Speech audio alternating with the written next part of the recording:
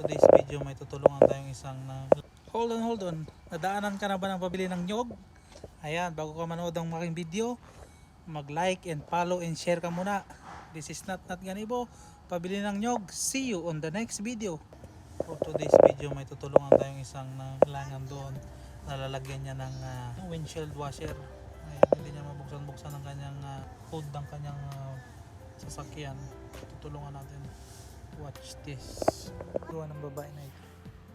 Kasi pakatulungan ko kaya ito. No? Sige na nga.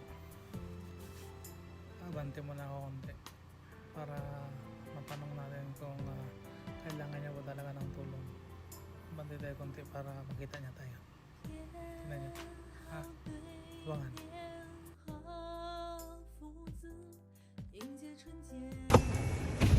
You need help? When you're ready to stop working.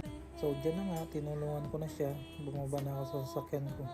Nahanap ko din kung saan yung kanyang lock. Medyo mahirap din. Matagal-tagal din tayo hindi nakapagbukas ng hood.